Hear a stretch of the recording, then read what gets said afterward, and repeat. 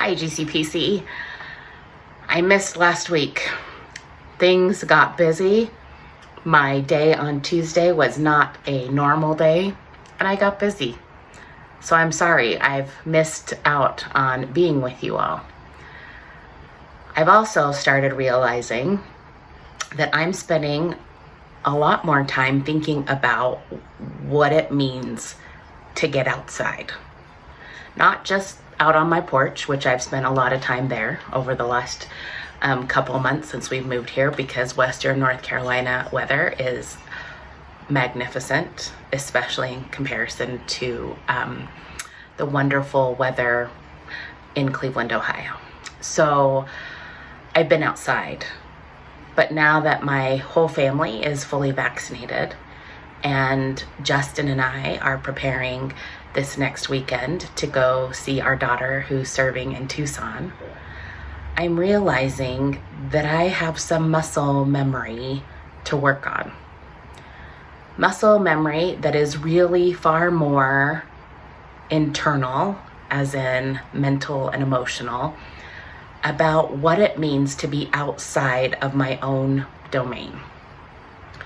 You see, the last year and a half, I've spent a lot of time being in charge of everything in my space, where things are going to be, who's going to come in, who's not coming in, when I'm going to be somewhere, because that's been a way of life.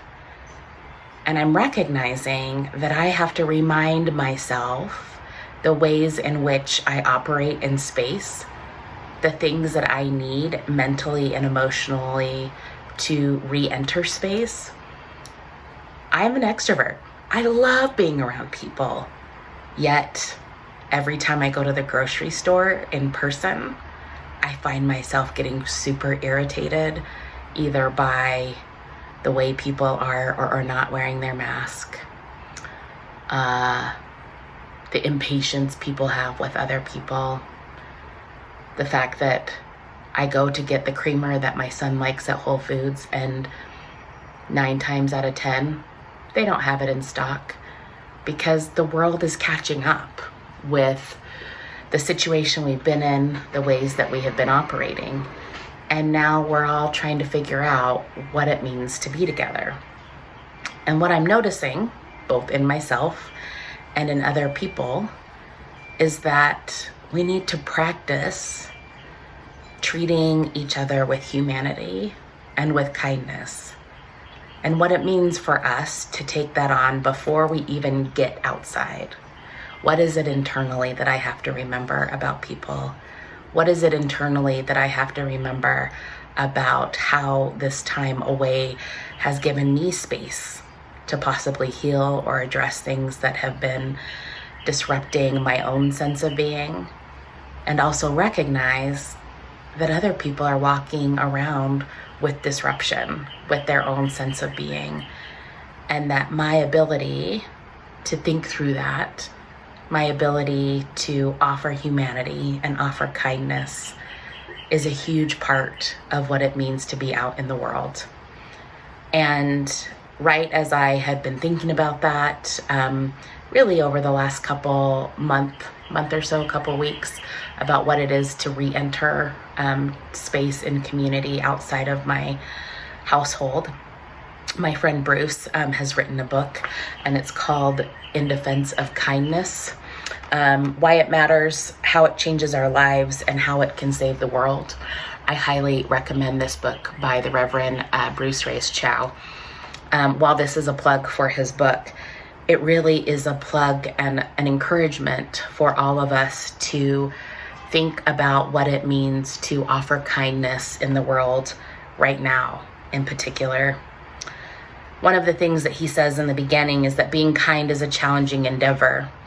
It's a way of being in the world that we have to practice. But when we model mediocre kindness, we give into a world guided by intolerance, indifference, and hostility. This must change, and I choose to believe we can and must make it happen. Before this, he goes on to talk about how many times the way that he shows up as a father, maybe coaching a game or bringing lunch to his child, or just some little things that he does as a parent, and how much he gets praised for doing those things that really are a part of being a parent, and that many times mothers don't get praised for the same thing. That sometimes we treat kindness in the same way. That really, if we offer any sort of kindness, that should be enough, because people aren't really offering kindness these days. And as followers of Christ, I believe our job is to offer kindness. He also talks about the difference between kindness and being nice, and get the book and think through it a little bit more. But the definition that he is working with around kindness is this: to be kind is to accept that each person is a created and complex human being, and to treat them as if you believe this to be true. Let me read that again. To be kind is to accept that each person is a created and complex human being, and to treat them as if you believe this to be true. And one of the ways he unpacks the last part of that sentence, and treat them, is this: few of us have the resources or yearning to drop off the social grid and remove ourselves from any and all human interaction. So, at some point, each of us has to interact with another human being. Every interaction either builds up or tears down.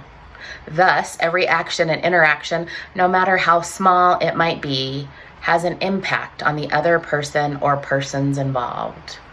Whether you believe that or not, to err on the side of how I treat others matters more than I could imagine is not a bad way to go. For this reason, to be kind is to remember that each interaction we have with another person, be it face-to-face conversations or social network commentary, matters and makes a difference. Friends, we need to remember what it means to be kind. Remember that we have been, in a lot of ways, in control of our domain. We haven't had to be disrupted with a whole lot of taking in other people's feelings, remembering that others are carrying burdens far larger than we could imagine, that many times people have not been treated with the humanity that they should be offered. And our world is still hurting. Our world is in need of us figuring out what it means to be kind, even in disagreements, to recognize the humanity in each of us so that we can move forward in a better way, in a healthier way, and not a mediocre way of being. My call here at GCPC has meant constantly thinking about how we can do things different, and not for different sake, but because we're listening to the Spirit together, that we keep coming to the table and figuring out, how do we do this thing? How can we use our holy imaginations to think of bigger and better and more imaginative ways of what it means to be the created, the beloved, and to interact with those who are on this journey with us? Siblings, I pray that you would find ways to practice kindness.